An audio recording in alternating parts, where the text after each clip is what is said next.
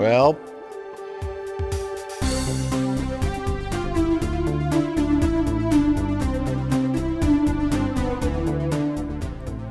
did you see the new Alien film? I like Alien. I did see it. And I don't have any questions anymore. Because I don't care. Finally! The Hollywood grave robbers are at it again.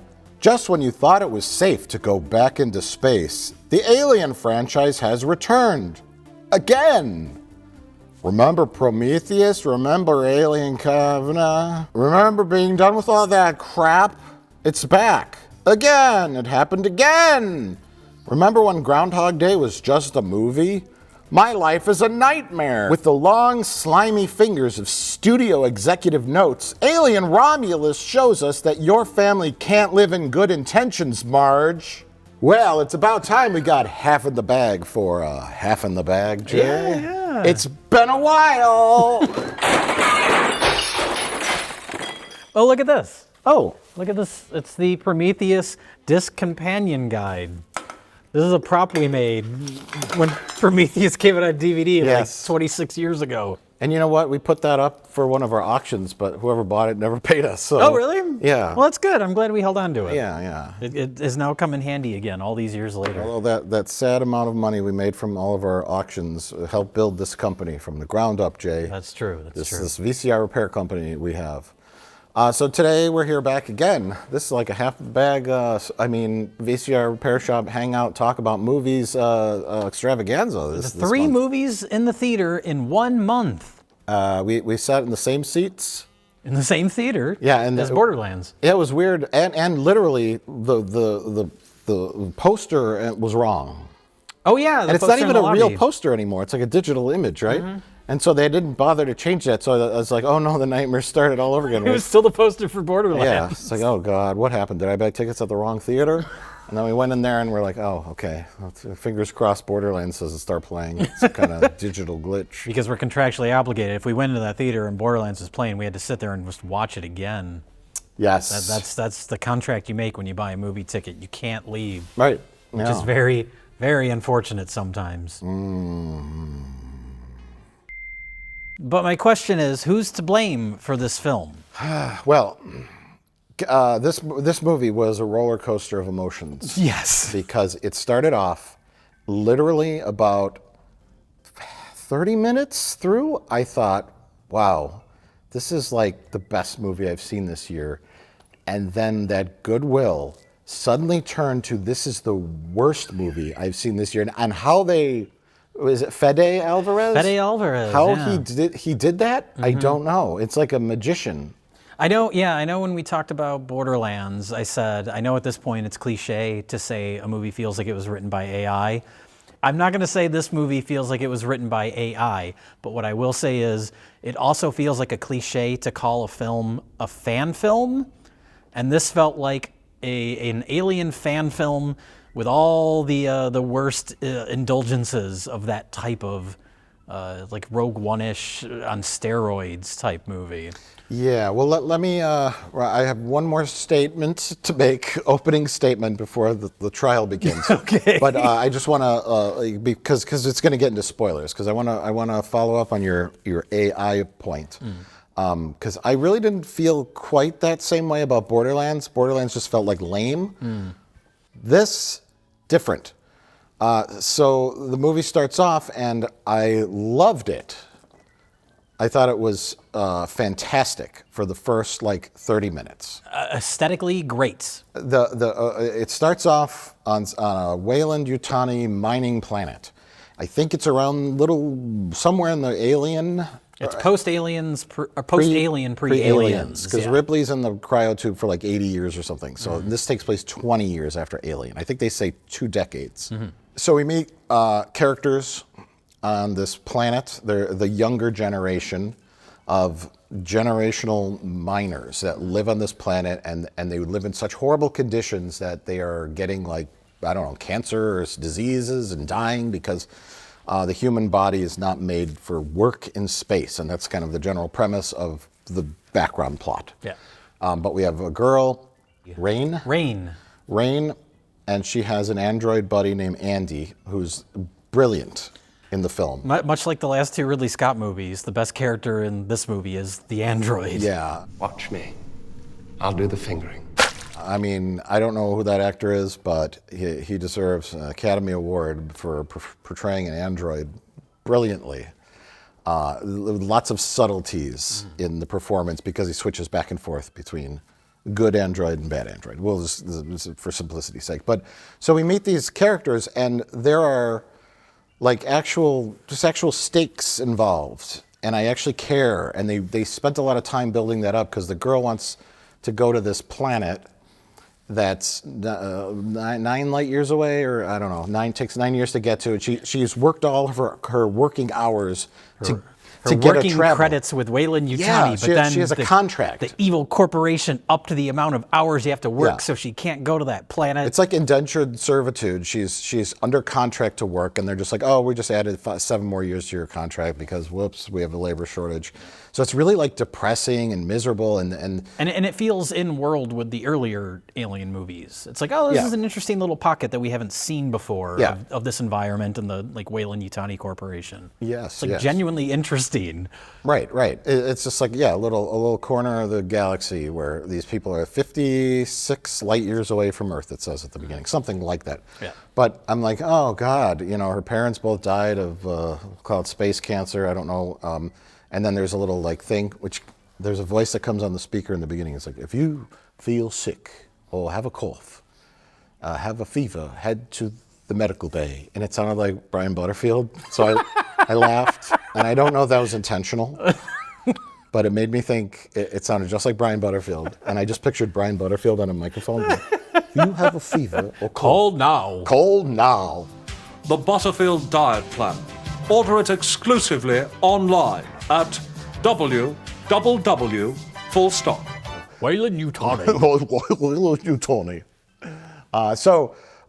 And then her android friend is like a older, discontinued model of android who's been damaged, but her father gave a directive to protect her because he was dying, and so he's like, oh, I feel a little something. Mm-hmm. And they have this is the plot. They have a plan. There's a space station in orbit, which initially they think is a spaceship. This is her group of friends plan. All of her they're all young people, mush-mouthed British friends. Yes. Yeah. This is the movie with the there's something in the water trailer.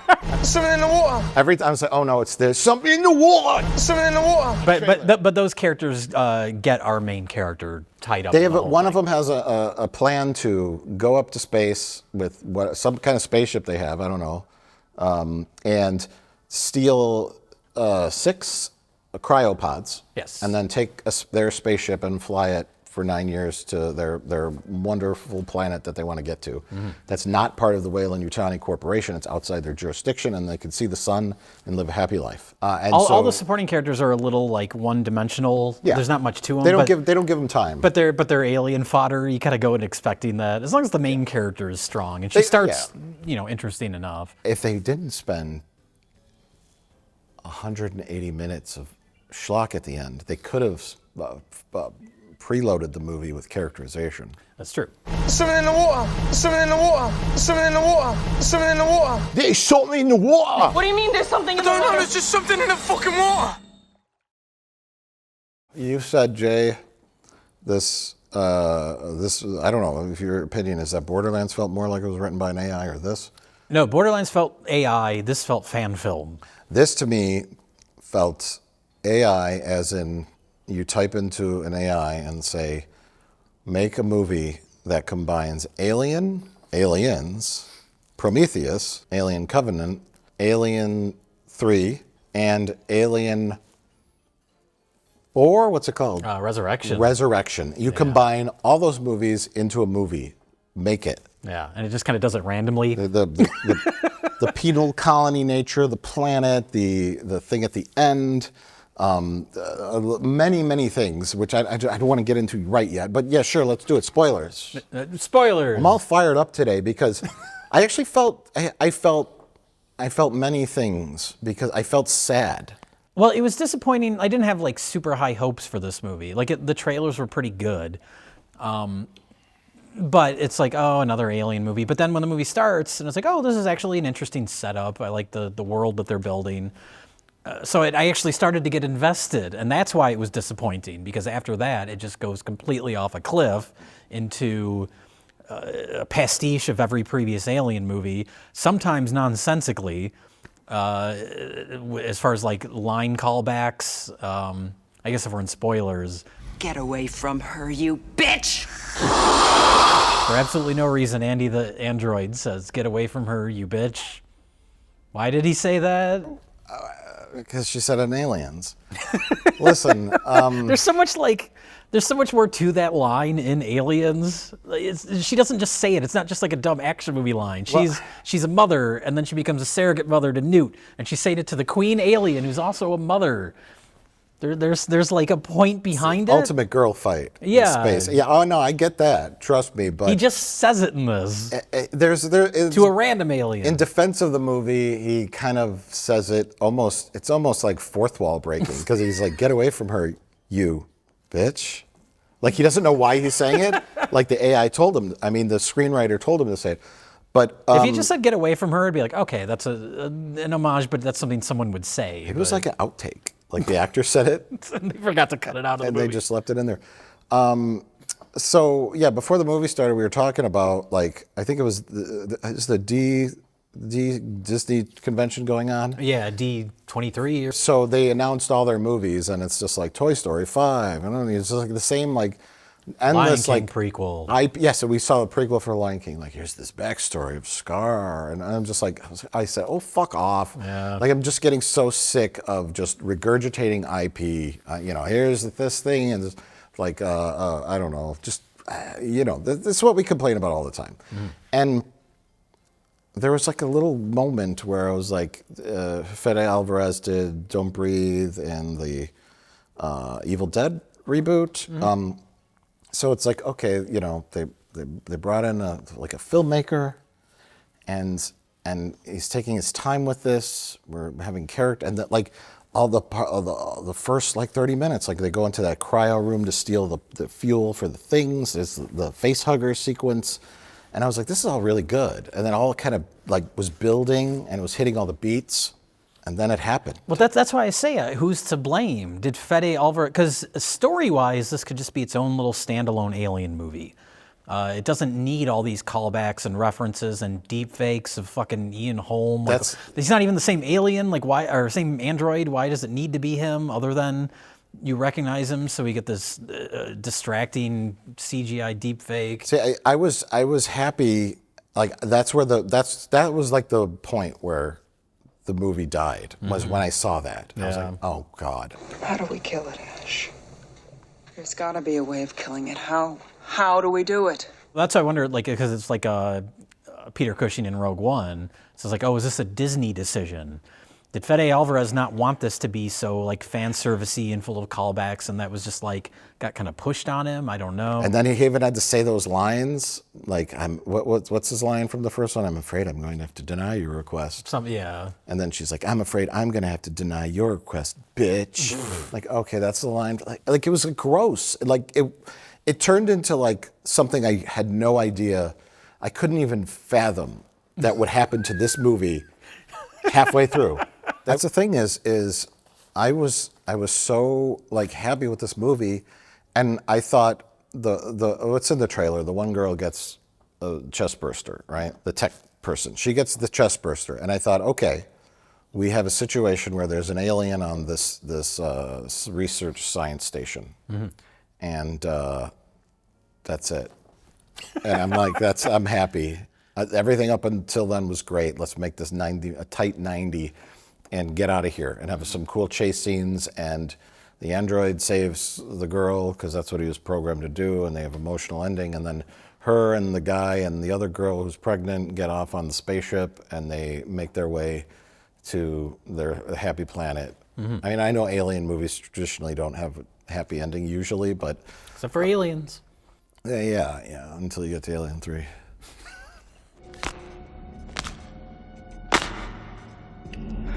That's an important thing to point out is like, okay, Fede Alvarez, he has his style. He has kind of his own sort of directorial voice. And the original, not including like Alien versus Predator, but those original 4 movies, what's always been interesting to me about them is that they're all basically the same movie. People in a confined space and they have to run away from aliens. But they all have such a distinct like voice behind them, a distinct style, and they're all very, very different from each other. So that was kind of like what I was expecting from this, even though like that's one thing I'll say against the first half is it's almost like slavishly devoted to replicating the style of Ridley Scott in the original movie. But then even when Ridley Scott came back for Prometheus and Alien Covenant, he tried to he took big swings. It didn't completely work, but he tried to turn this franchise into like more of a philosophical thing about like the creation of humankind and bioengineering and lots of big ideas. Doesn't completely work. So then you get to this movie, it's like, okay, new director, new voice. But then it just becomes like a hodgepodge of references and callbacks and Almost as if an AI scrounged up all these parts and made it into a movie. Even like visual callbacks, like she's wearing the Reebok shoes, she's holding the big gun. It's like the exact same shot. Like the yellow warning light, the smoke, and the first attack of the Facehuggers I thought was pretty effective. Yeah, because it's like an amped up version of the aliens scene. I always think the Facehuggers are like creepier than the full blown alien. And there's that scene in Aliens when they're in the room and the sprinklers are going off and it's attacking them. And it's like that, but a little bit bigger, but not in an obnoxious way. So it's like, oh, if he just keeps going with these like tightly executed kind of set pieces. When the full-grown alien got birthed, I thought that was awesome. Yeah, and that was kind of different. Yeah, and visually. Yeah, and then it's coming out and it's got the big things on its back and the tail, and I'm like, okay. Well, and it's coming out of like a gigantic vagina that's like mounted to the wall. Continuing the weird sort of like sexual undertones of these movies. Well, I mean, I don't know. I at this point, I think the whole alien biological process is confusing to me now, like completely, because I was surprised when they brought Prometheus Black Goo into this. I thought this was going to be just like, this is a prequel, or this is a sequel to Alien, and we're going to keep it simple. But they tried to incorporate stuff from everything, and I don't know. I was okay with that just because it was like, oh, the Black Goo. Sure. No, but like, yeah. I mean, I guess they fucked around with stuff in their lab, so all rules are out the window. But yeah, like the first one, it's like, the face hugger comes out of an egg. The egg is laid by a queen, and then the facehugger implants the embryo into your chest, and that bursts out, and that's a little baby alien, with the top hat. Hello, my baby. Hello, my honey.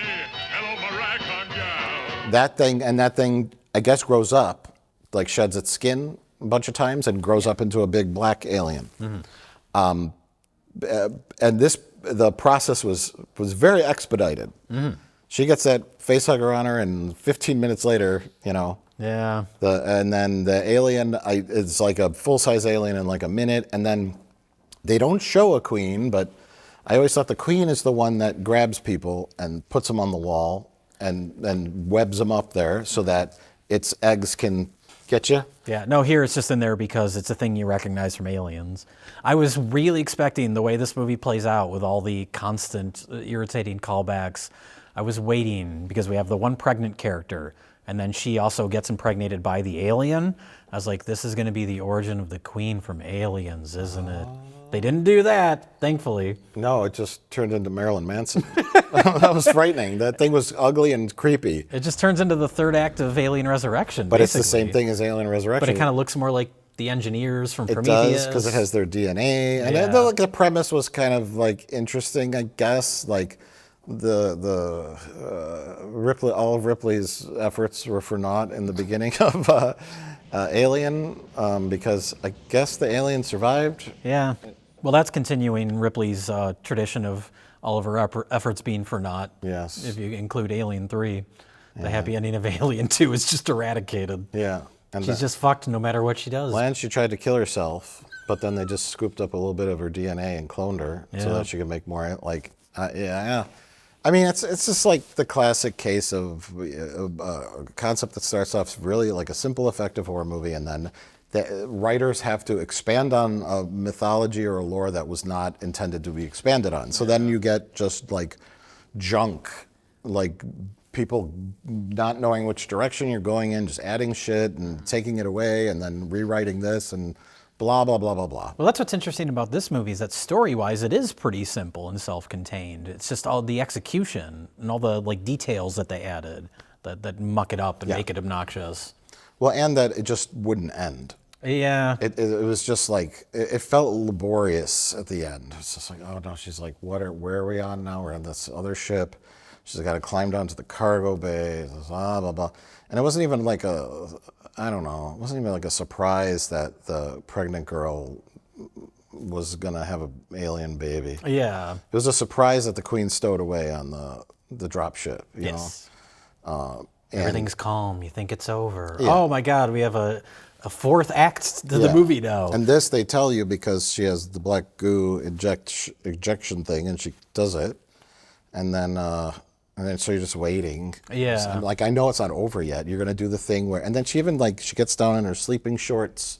Like, it's runs around and she gets into the she has to put the spacesuit, just on. like Alien. It's just like, I don't know Fede Alvarez at all. I don't know anything about him. I don't even know what he looks like. I've never heard him speak. All I've seen is those two movies. I'd like to think that as anyone who has any kind of artistic integrity or leanings, as a storyteller or an artist would say, do we have to do that? Yeah. Can't I do this totally different ending, like and explore these? I mean, this is a part of the Disney machine now. Fox is Disney, Yeah. so I don't know if that's the cause of it or what. It is. And it's a shame with this too, because production-wise, it's so great. Yeah.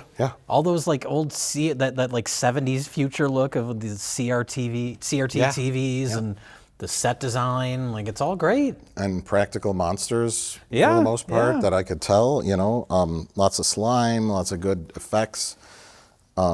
And it made me kind of like the first half was like, it was a good horror movie.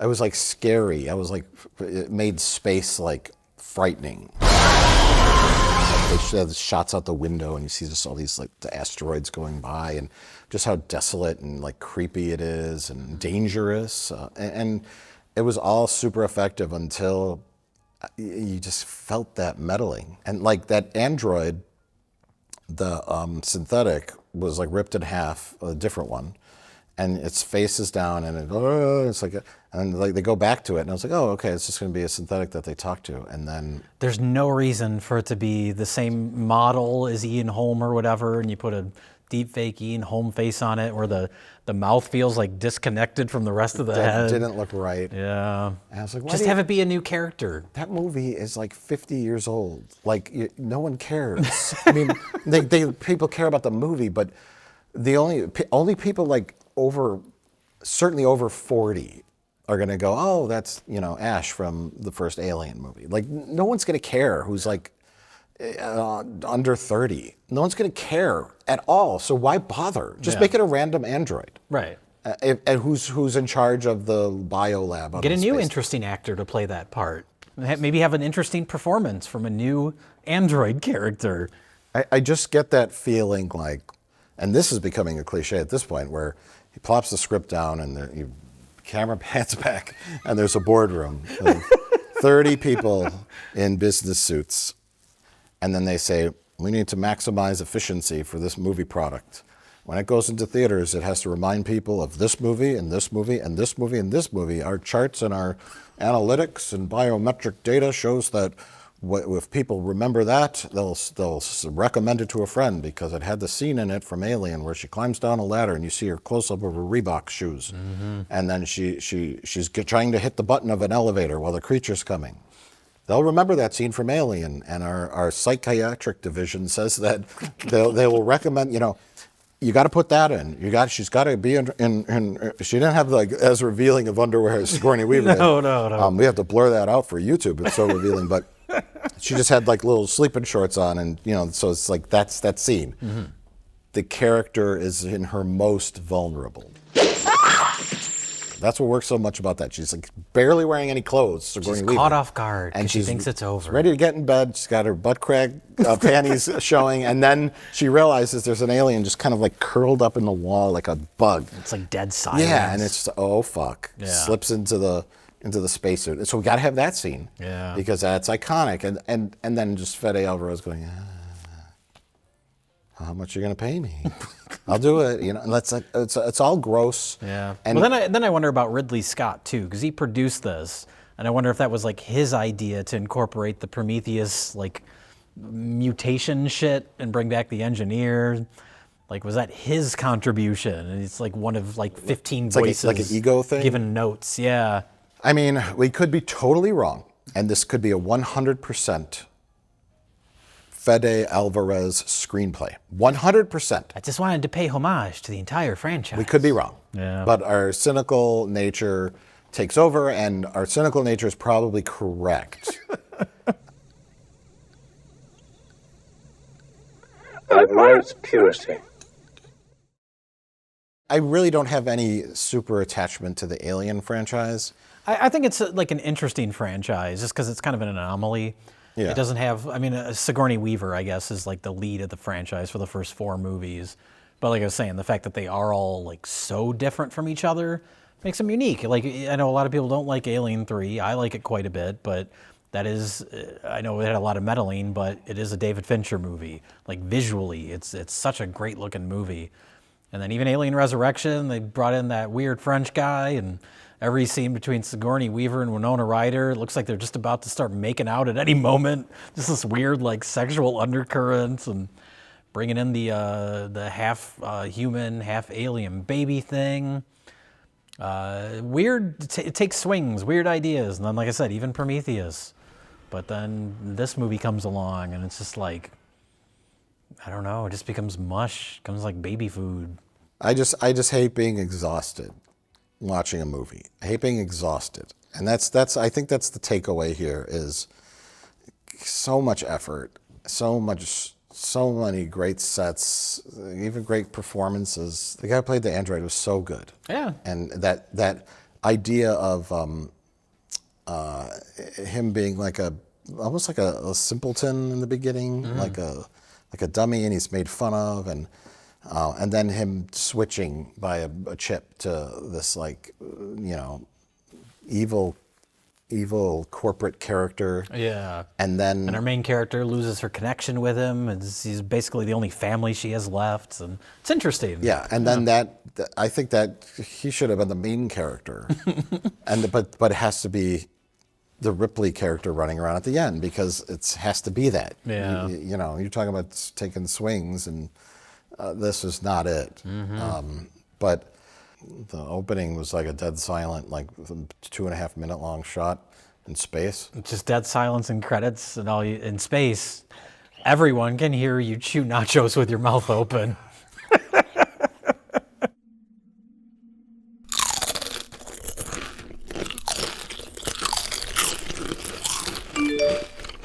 So, Jay, would you recommend Alien Romulus? And I didn't make one Star Trek reference the whole time. I was waiting for one. That's fine. I don't think I would. I think I'd rather watch the Ridley Scott, like Prometheus and Alien Covenant movies again before this thing. At least they feel like original. They feel like their own thing. Yeah, that's true. This was just obnoxious. An AI fan film. Yeah. Yeah, I would say the same thing. Like, I don't know, maybe leave at the 30-minute mark like all the critics did. Well, this is shaping up to be a good movie. I've seen enough. I assume the rest of it's good. I'm going to go right by review. Great performances, great scenery, great sets. Wow, what an amazing picture. I've got an appointment with my doctor. A+. Got 15 other movies to see today. Yeah. 15 other Disney products to see today. Maybe that's it. They only watch the first 30 minutes and then they move on to the next Disney product. And then, Well, or like they're going to review another movie and it's in like the theater next door. Yeah. That starts at like, 30 minutes after this one started. And they're like, okay, got it. The new entry of the Alien franchise by auteur director Fede Alvarez is brilliant and dark and disturbing. It has many scares and creepy monster effects to wow your senses. A+. And go in the next theater. Watch the next one. Little do they know, it fell off the cliff worse than anything I've ever seen in my entire life.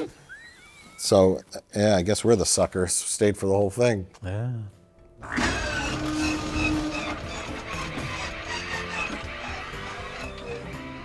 What are next?